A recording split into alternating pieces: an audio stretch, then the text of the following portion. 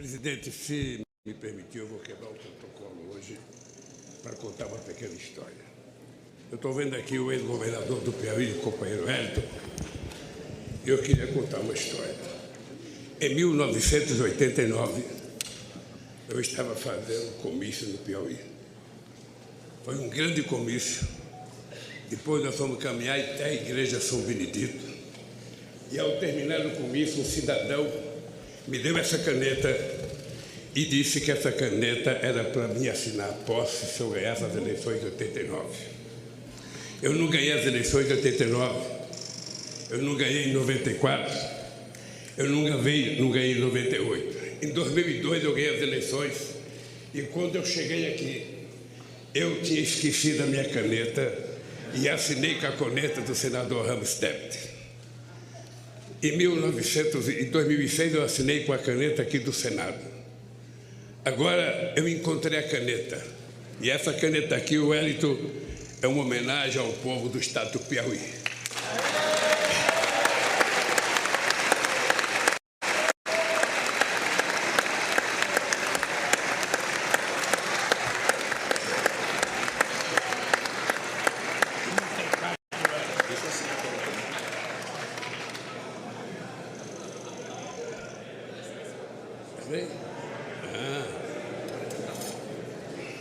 Fato histórico. Ah, caramba!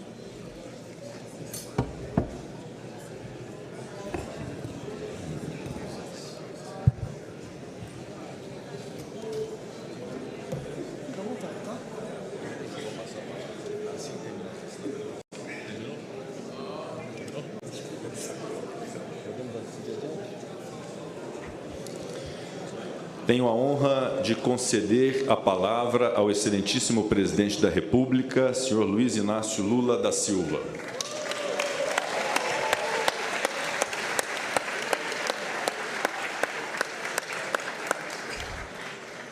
Excelentíssimo senhor presidente do Congresso Nacional, senador Rodrigo Pacheco, excelentíssimo senhor presidente da Câmara dos Deputados, deputado Arthur Lira, excelentíssima senhora presidenta do Supremo Tribunal Federal, ministra Rosa Weber, meu querido companheiro vice-presidente da República, Geraldo Alckmin, senhoras e senhores chefes de estados e de governo que nos prestigiam, senhor primeiro secretário da mesa da Câmara dos Deputados, deputado Luciano Bivar, senhor procurador-geral da República, Augusto Aras,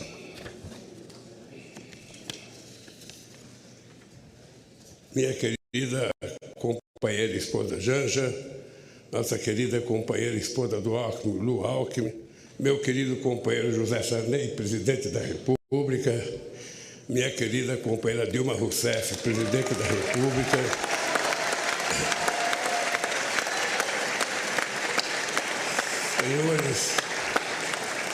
senhores parlamentares, senhoras e senhores chefes de delegação estrangeira, meus amigos e minhas amigas. Pela terceira vez, compareço a este Congresso Nacional para agradecer ao povo brasileiro o voto de confiança que recebemos. Renovo o juramento de fidelidade à Constituição da República, junto com o vice-presidente Geraldo Alckmin e os ministros que conosco vão trabalhar. Se estamos aqui hoje, é graças à consciência política da sociedade brasileira e à frente democrática que formamos ao longo desta histórica campanha eleitoral. Foi a democracia a grande vitoriosa nesta eleição, superando a maior mobilização de recursos públicos e privados que já se viu, as mais violentas ameaças à liberdade do povo, a mais abjeta campanha de mentiras e de ódio tramada para manipular e constranger o eleitorado brasileiro. Nunca os recursos do Estado foram tão desvirtuados em proveito de um projeto autoritário de poder. Nunca a máquina pública foi tão desencaminhada dos controles republicanos. Nunca os eleitores foram tão constrangidos pelo poder econômico e por mentiras disseminadas em escala industrial. Apesar de tudo, a decisão das urnas prevaleceu, graças a um sistema eleitoral internacionalmente reconhecido por sua eficácia na captação e apuração dos votos. Foi fundamental a atitude corajosa do Poder Judiciário, especialmente do Tribunal Superior Eleitoral,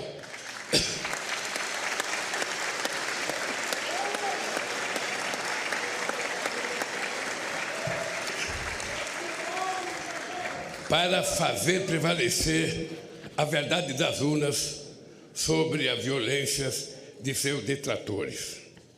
Senhoras e senhores, ao retornar a este plenário da Câmara dos Deputados, onde participei da Assembleia Constituinte de 1988, recordo com emoção os embates que travamos aqui democraticamente para inscrever na Constituição o mais amplo conjunto de direitos sociais, individuais e coletivos, em benefício da população e da soberania nacional.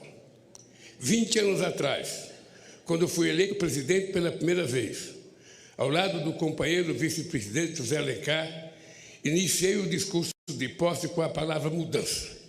A mudança que pretendíamos era simplesmente concretizar os preceitos constitucionais, a começar pelo direito à vida digna, sem fome, com acesso ao emprego, à saúde e à educação. Disse naquela ocasião que a missão de minha vida estaria cumprida quando cada brasileiro e brasileira pudesse fazer 3 refeições por dia.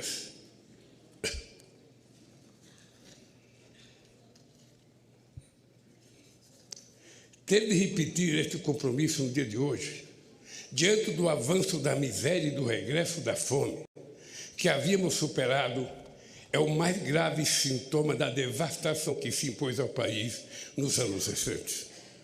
Hoje, nossa mensagem ao Brasil é de esperança e reconstrução. O grande edifício de direitos, de soberania e de desenvolvimento que essa nação levantou a partir de 1988 vinha sendo sistematicamente demolido nos anos recentes. É para reerguer este edifício de direitos e valores nacionais que vamos dirigir todos os nossos esforços. Queridos amigos e amigas, em 2002, dizíamos que a esperança tinha vencido o medo, no sentido de superar os temores diante da inédita eleição de um representante da classe trabalhadora para presidir os destinos do país. Em 8 anos de governo, deixamos claro que os temores eram infundados. Do contrário, não estaríamos aqui novamente. Ficou demonstrado que um representante da classe trabalhadora podia, sim, dialogar com a sociedade para promover o crescimento econômico de forma sustentável em benefício de todos, especialmente dos mais necessitados. Ficou demonstrado que era possível, sim, governar este país com a mais ampla participação social, incluindo os trabalhadores e os mais pobres no orçamento e nas decisões do governo.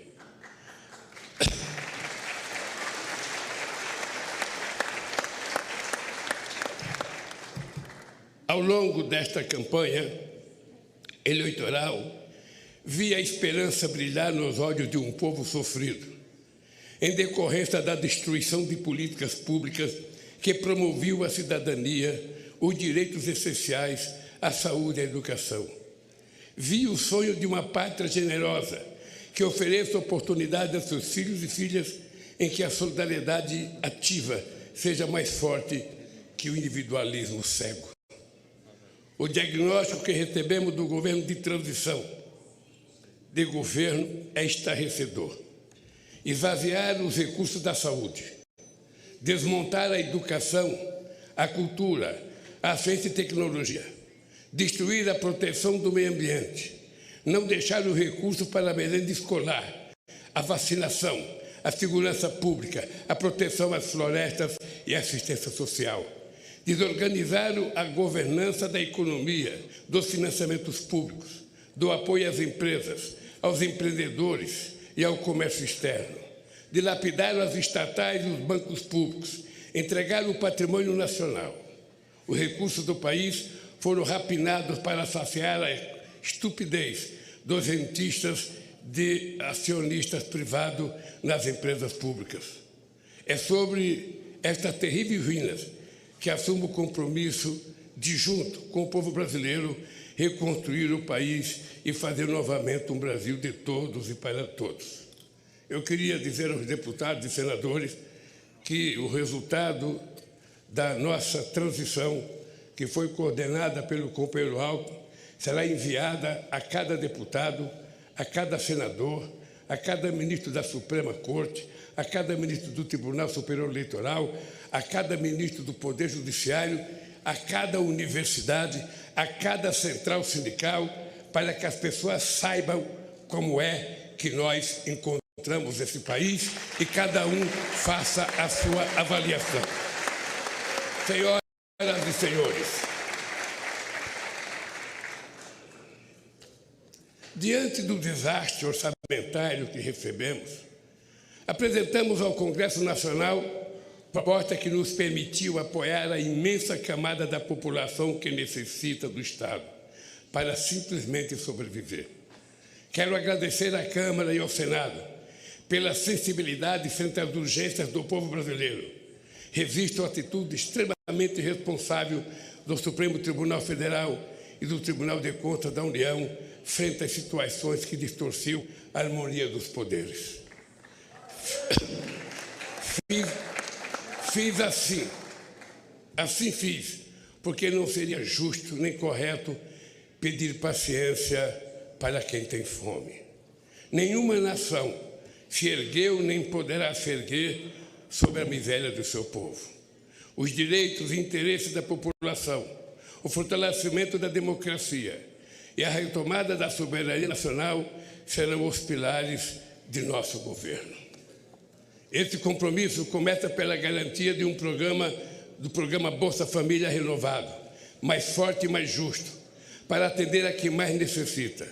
Nossas primeiras ações visam resgatar da fome 33 milhões de pessoas e resgatar da pobreza mais de 100 milhões de brasileiros e brasileiras que suportaram a mais dura carga do projeto de destruição nacional que hoje se encerra. Senhoras e senhores, esse processo eleitoral também foi caracterizado pelo contraste entre distintas visões de mundo. A nossa, centrada na solidariedade e na participação política e social para a definição democrática dos destinos do país. A outra, no individualismo, na negação da política, na destruição do Estado e no de suporte às liberdades individuais. A liberdade que sempre defendemos é a de viver com dignidade, com pleno direito de expressão e manifestação e, sobretudo, de organização. A liberdade que eles pregam é a de oprimir o vulnerável, massacrar o oponente e impor a lei do mais forte acima das leis da civilização. O nome disso é barbárie.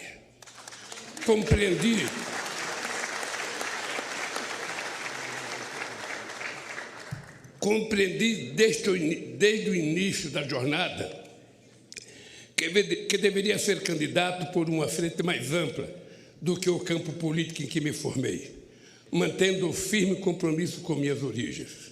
Esta frente se consolidou para impedir o retorno do autoritarismo no país. A partir de hoje, a lei de acesso à informação voltará a ser cumprida. O portal da transparência voltará a cumprir seu papel. Os controles republicanos voltarão a ser exercidos para defender o interesse público.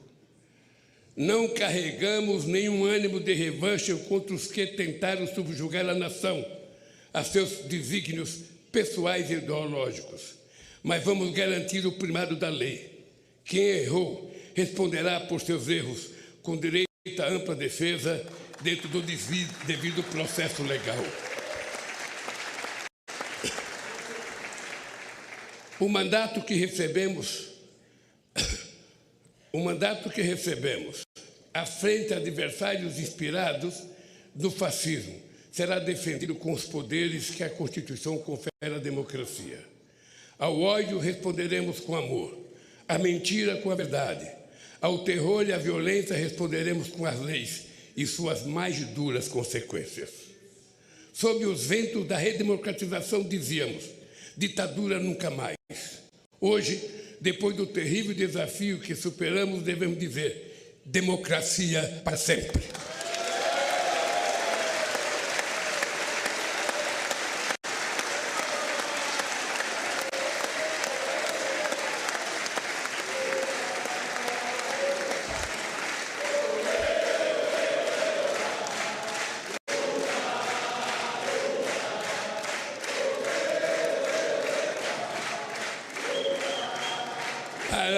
Para confirmar estas palavras, teremos de reconstruir em bases sólidas a democracia em nosso país. A democracia será defendida pelo povo na medida em que garantir a todos e a todas os direitos inscritos na Constituição. Senhoras e senhores, hoje mesmo estou assinando medidas para reorganizar as estruturas do Poder Executivo, de modo que volte a permitir o funcionamento do governo de maneira racional, republicana e democrática, para resgatar o papel das instituições do Estado, bancos públicos e empresas estatais no desenvolvimento do país, para planejar os investimentos públicos e privados na direção de um crescimento econômico sustentável ambientalmente e socialmente. Em diálogo com os 27 governadores, vamos definir prioridades para retomar obras irresponsavelmente paralisadas, que são mais de 14 mil no país. Vamos retomar o Minha Casa Minha Vida e estruturar um novo PAC para gerar empregos na velocidade que o Brasil quer e necessita. Buscaremos financiamento e cooperação nacional e internacional para o investimento, para dinamizar e expandir o mercado interno de consumo, desenvolver o comércio, exportações, serviços, agricultura e indústria. Os bancos públicos, especialmente o BNDES, e as empresas indutoras do crescimento e inovação, como a Petrobras, terão um papel fundamental nesse novo ciclo. Ao mesmo tempo, vamos impulsionar as pequenas e médias empresas potencialmente as maiores geradoras de emprego e renda, o empreendedorismo, o cooperativismo e a economia criativa. A roda da economia vai voltar a girar e o consumo popular terá papel central nesse processo. Vamos retomar a política de valorização permanente do salário mínimo e estejam certos de que vamos acabar mais uma vez com a vergonhosa fila do INSS, outra injustiça restabelecida nesses tempos de destruição.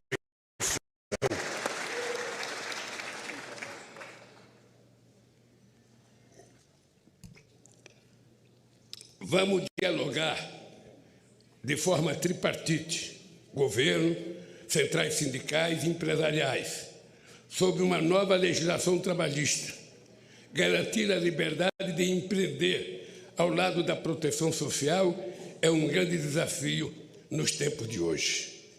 Senhoras e senhores, o Brasil é grande demais para renunciar ao seu potencial produtivo. Não faz sentido importar combustíveis, fertilizantes, plataformas de petróleo, microprocessadores, aeronaves e satélites. Temos capacidade técnica, capitais e mercado em grau suficiente para retomar a industrialização e a oferta de serviços em nível competitivo. O Brasil pode e deve figurar na primeira linha da economia global. Caberá ao Estado articular a transição digital e trazer a indústria brasileira para o século XXI, com uma política industrial que apoia a inovação, estimula a cooperação público-privada, fortaleça a ciência e tecnologia e garanta acesso a financiamentos com custos adequados.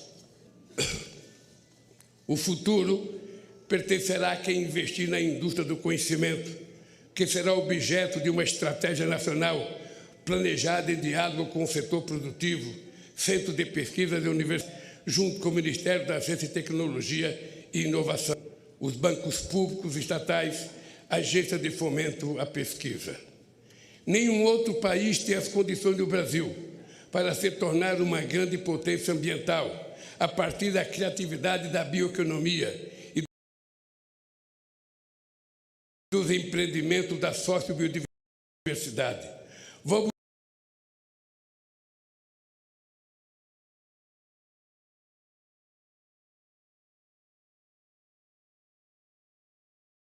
iniciar a transição energética e ecológica para uma agropecuária e uma mineração sustentáveis, uma agricultura familiar mais forte e uma indústria mais verde. Nossa meta é alcançar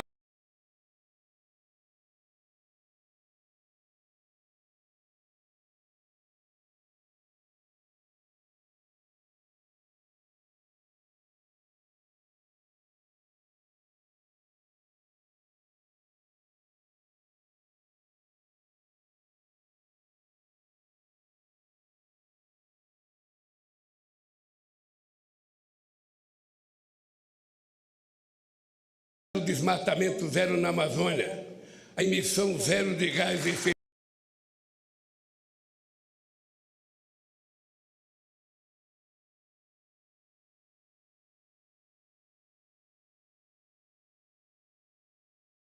estufa na matriz energética.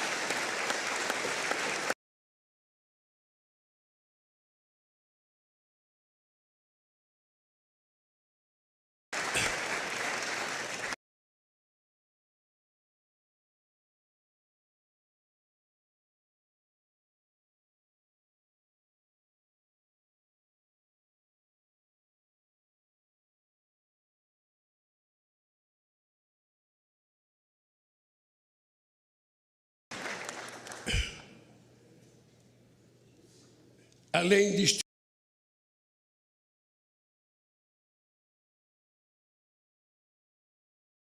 estimular o reaproveitamento de pastagens degradadas, o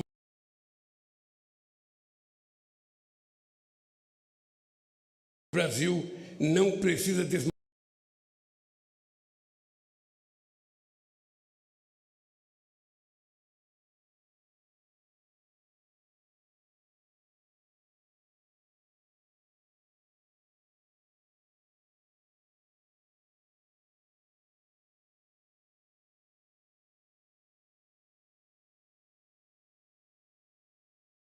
para os nossos biomas.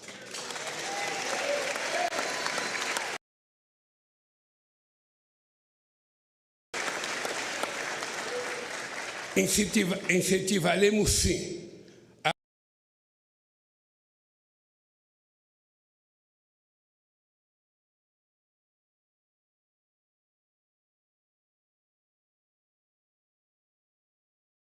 prosperidade na terra, liberdade e oportunidade de criar, plantar e colher continuará sendo nosso objetivo. O que não podemos admitir é que seja uma terra sem lei. Não vamos tolerar a violência contra os pequenos, o desmatamento e a degradação do ambiente que tanto mal já fizeram ao nosso país. Esta é uma das razões, não a única, da criação do Ministério dos Povos Indígenas. Ninguém conhece melhor nossas florestas, nem é mais eficaz de defendê-la do que o que estava aqui desde tempos imemoriais. Cada terra demarcada é uma nova área de proteção ambiental. A estes brasileiros e brasileiras devemos respeito e com eles temos uma dívida histórica.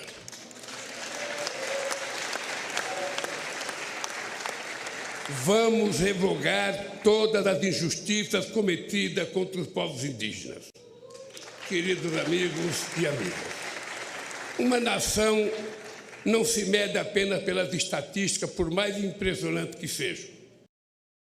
Assim como o ser humano, uma nação se expressa verdadeiramente pela alma de seu povo. A alma do Brasil reside na diversidade inigualável da nossa gente e das nossas manifestações culturais. Estamos refundando o Ministério da Cultura, com a ambição de retornar mais intensamente às políticas de incentivo e de acesso aos bens culturais interrompida pelo obscurantismo nos últimos anos. Uma política cultural democrática não pode temer a crítica nem eleger favoritos. Que brotem todas as flores e sejam colhidas todos os frutos da nossa criatividade. Que todos possam dela usufruir sem censura e sem discriminação.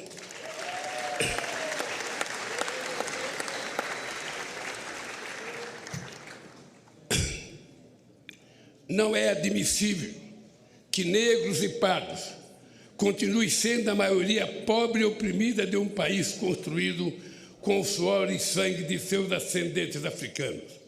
Criamos o Ministério da Promoção da Igualdade Racial para ampliar a política de cotas nas universidades e no serviço público, além de retomar as políticas voltadas para o povo negro e pardo na saúde, educação e cultura. É inadmissível que as mulheres recebam menos que os homens realizando a mesma função, que não sejam reconhecidas em um mundo político machista, que sejam assediadas impunemente nas ruas e no trabalho, que sejam vítimas de violência dentro e fora de casa. Estamos refundando também o Ministério das Mulheres para demolir esse castelo secular de desigualdade e preconceito.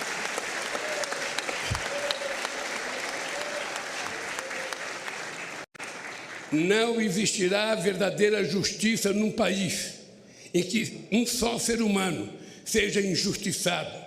Caberá ao Ministério dos Direitos Humanos zelar e agir para que cada cidadão ou cidadã tenha seus direitos respeitados no acesso aos serviços públicos e particulares, na proteção frente ao preconceito ou diante da autoridade pública. Cidadania é outro nome da nossa querida democracia. O Ministério da Justiça e da Segurança Pública atuará para harmonizar os poderes e entes federados no objetivo de promover a paz onde elas é mais urgente, nas comunidades pobres, no seio das famílias vulneráveis, ao crime organizado, às milícias e à violência. Venha ela de onde vier. Estamos revogando os criminosos decretos de ampliação de acesso a armas e munições que tanta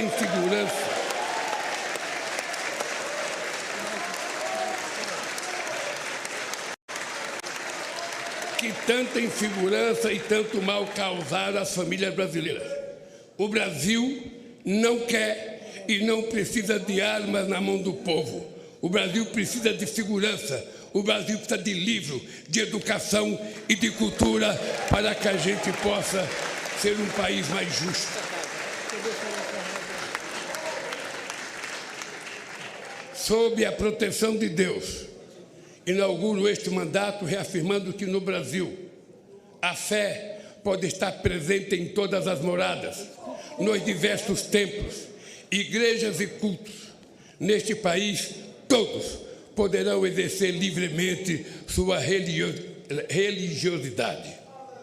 Senhoras e senhores, o período que se encerra foi marcado por uma das maiores tragédias da história, a pandemia de Covid-19. Em nenhum outro país a quantidade de vítimas fatais foi tão alta proporcionalmente à população quanto no Brasil. Um dos países mais preparados para enfrentar as emergências sanitárias, graças à competência do nosso Sistema Único de Saúde e da competência de vacinação do nosso povo. Este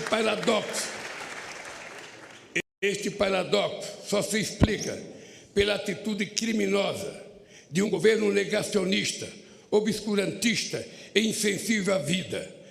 As responsabilidades por esse genocídio hão de ser apuradas e não devem ficar impunes.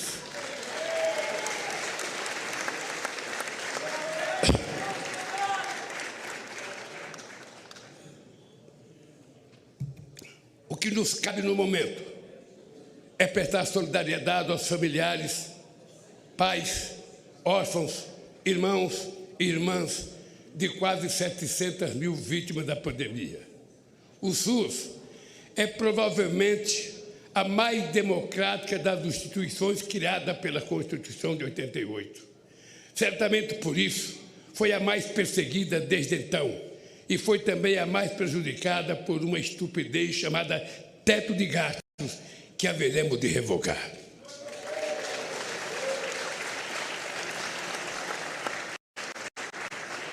Vamos recompor os orçamentos da saúde para garantir a assistência básica, a farmácia popular, promover o acesso à medicina especializada.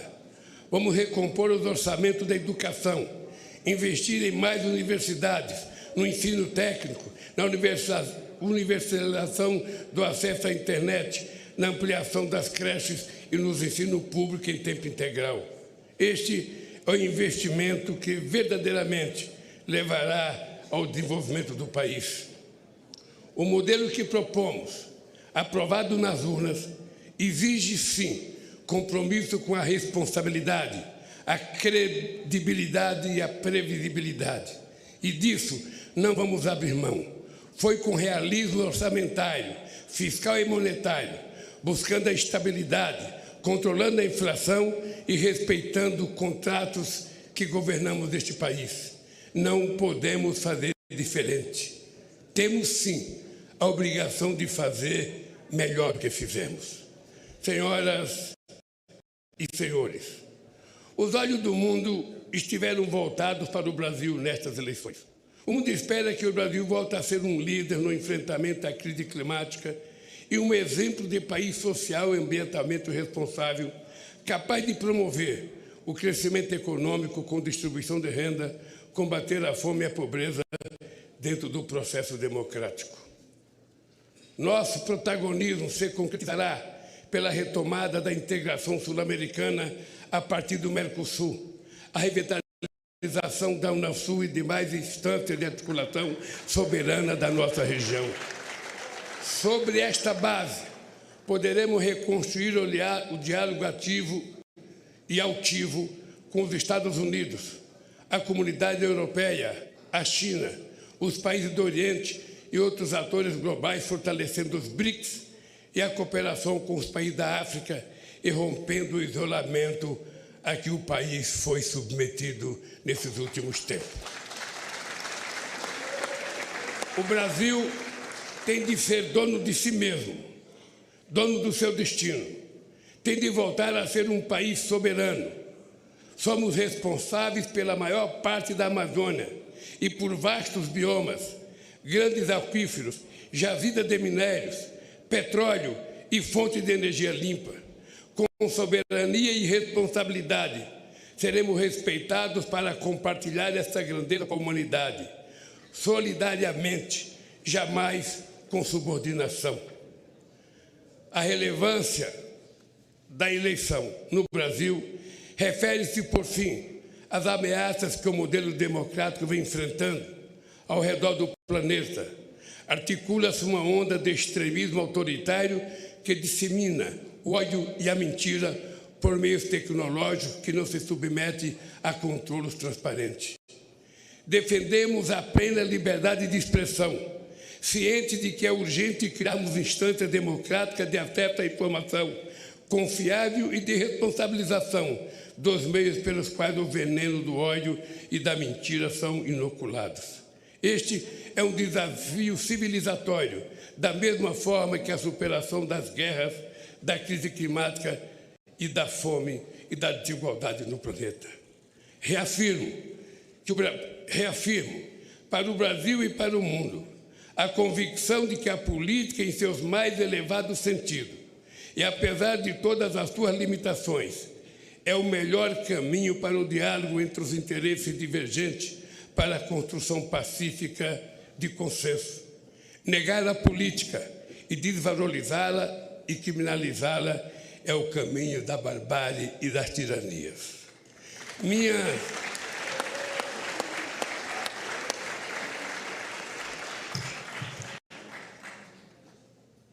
Minha mais importante missão, a partir de hoje, será honrar a confiança recebida e corresponder às esperanças de um povo sofrido, que jamais perdeu a fé no futuro, nem sua capacidade de superar os desafios. Com a força do povo e as bênçãos de Deus, haveremos de reconstruir esse país. Viva a democracia! Viva o povo brasileiro! Muito obrigado, companheiros!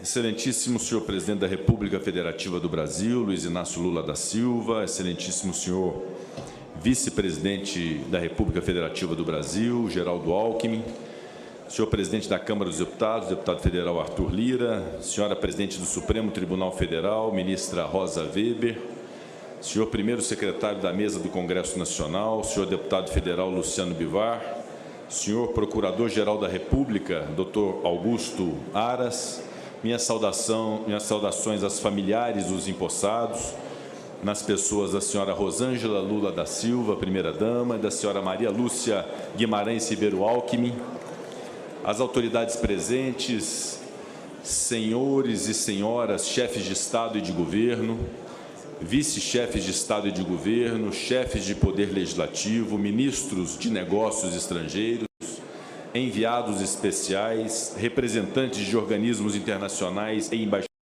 embaixadores. Uma saudação ao ex-presidente da República Federativa do Brasil,